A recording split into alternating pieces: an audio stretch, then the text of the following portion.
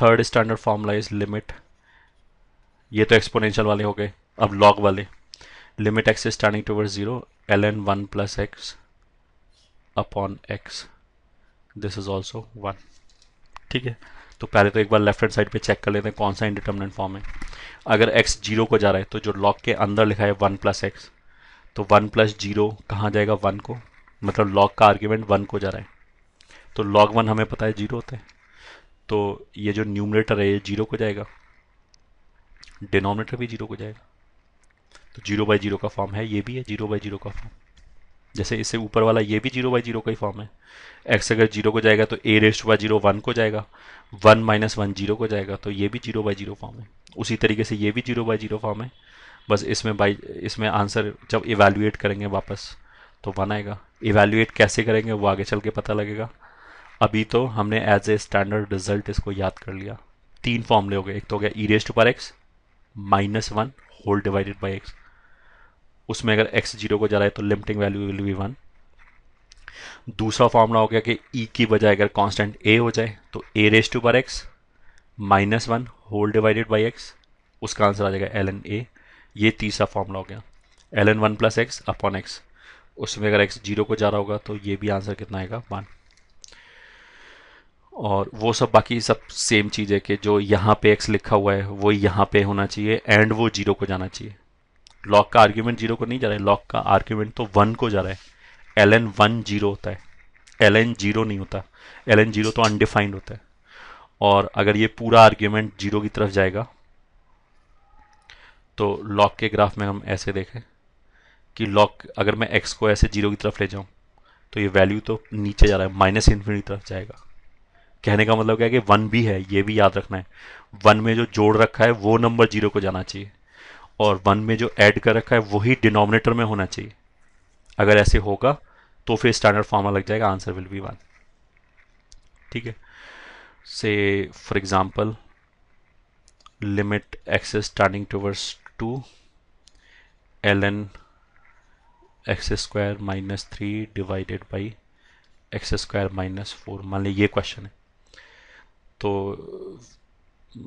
से this is example, standard form लगाने की कोशिश किया, पहले तो फॉर्म चेक किया, अगर x 2 को जा रहा है तो एक्स स्क्वायर कहाँ जाएगा 4 को, तो 4 माइनस 3 कहाँ जाएगा 1 को, तो ln 1 क्या कहाँ जाएगा 0 को, तो न्यूमरेटर 0 को जा रहा है। डिनोमिनेटर में x अगर 2 को जा रहा है तो ये भी 4 माइनस 4 कहाँ जा रहा है 0 को, तो ये 0 बाई 0 फॉर्म है, ये तो श्योर हो गया। अब स्टैंडर्ड फॉर्मूला लगाने के लिए हमें क्या चाहिए, limit x standing toward 0। Standard formula लगाने के लिए हमें ln के अंदर ये 1 प्लस समथिंग चाहिए, तो हमने 1 प्लस लिखा, तो एक्स स्क्वायर माइनस 3 बनना चाहिए, तो यहाँ कितना बचेगा, हमने एक 1 एक्स्ट्रा निकाल दिया तो यहाँ पे एक्स स्क्वायर माइनस 4 बचेगा। ठीक है, अपॉन एक्स स्क्वायर माइनस 4 है ये क्वेश्चन। अब इसमें क्या होगा, ये जो एक्स स्क्वायर माइनस 4 है ये एक वेरिएबल की तरह काम कर रहा है, मान लिया y की तरह, तो ये फॉर्मूला इफेक्टिवली ये क्वेश्चन इफेक्टिवली क्या हो जाएगा, ln 1 plus y upon y, ये हो जाएगा। x 2 को जा रहा है 0 को नहीं, और अगर x 2 को जाएगा तो एक्स स्क्वायर माइनस 4 0 को जाएगा, तो ये y हमारा 0 को जा रहा है, तो this is nothing but standard formula, जैसे ln 1 plus y upon y, जहाँ पे y 0 को जा रहा है, तो इसका आंसर कितना हो गया 1।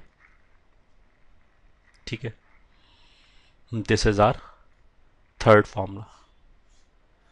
अब आ जाते हैं फोर्थ फॉर्मूले पे, फोर्थ फॉर्मूला।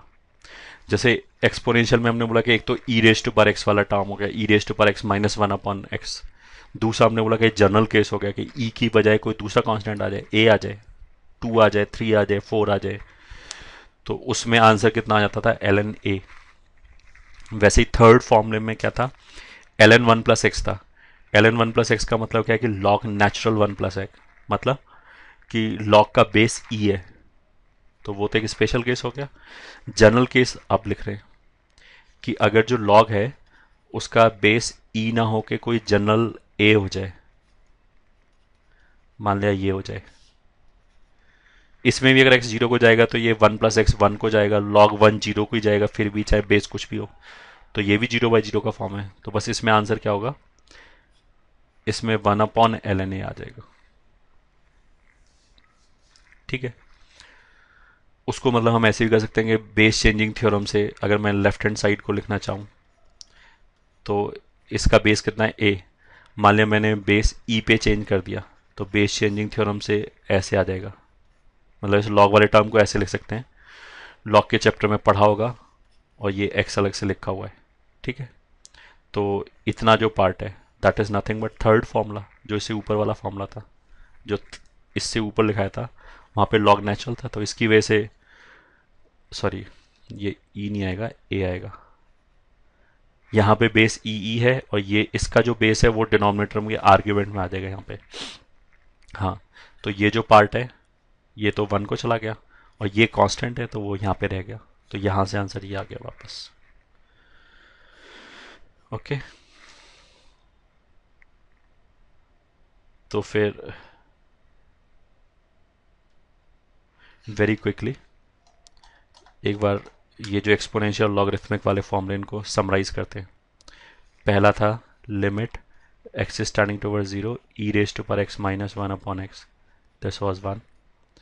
दूसरा है limit x is tending towards zero, इसी का जनरल केस ई की बजाय क्या हो गया वेरिएबल सॉरी बेस कोई भी जनरल कांस्टेंट हो गया A raise to power x minus one upon x, इसमें बस एल एन ए आ जाएगा आंसर। और इसमें अगर मैं ए की जगह ई रख दूं तो दूसरे से पहला आ जाएगा, तो थियोरटिकली हमें पहला याद करने की जरूरत ही नहीं, दूसरे को याद कर सकते हैं क्योंकि वो जनरल केस है। फिर तीसरा था limit x standing towards zero l n one plus x upon x, ये भी वन होता है। और फिर फोर्थ जो भी लिखा है कि अगर बेस नेचुरल ई ना होके लॉग ए कोई नया वेरिएबल आ जाए जैसे one plus x upon x, तो वो हो जाएगा one upon l n a. जो एक्सपोनेंशियल वाला टर्म है जिसमें ए रेज टू पर एक्स लिखा है उसमें तो एल एन ए न्यूमरेटर में आएगा, और जो लॉग वाला टर्म है उसमें एल एन ए डिनोमिनेटर में आएगा, ठीक है। और वापस यहाँ से ये आ जाएगा by putting A is equal to E. A को मतलब जो थर्ड हो गया वो फोर्थ का स्पेशल केस है, जो फर्स्ट हो गया वो सेकंड का स्पेशल केस है, ठीक है। बाकी तो ये चारों फॉर्मूले याद कर लिया अच्छी तरह, ये स्टैंडर्ड फॉर्मूले हैं, डायरेक्टली यूज़ कर सकते हैं। कुछ एग्जांपल कर लिए, मान लीजिए एग्जांपल वन से limit x is tending towards zero कुछ भी l n cos x upon sine three x into sine inverse two x, मान लीजिए ये क्वेश्चन है, ठीक है। थोड़ा सा लेंदी हो गया, कोई नहीं, देख लिया। अगर एक्स जीरो को जाएगा तो कॉस जीरो कहाँ जाएगा वन को, तो एल एन वन कितना हो गया, लॉग के अंदर लिखा है कॉस एक्स, तो एल एन वन कितना होता है जीरो, तो न्यूमरेटर जीरो को जा रहा है ये, ठीक है।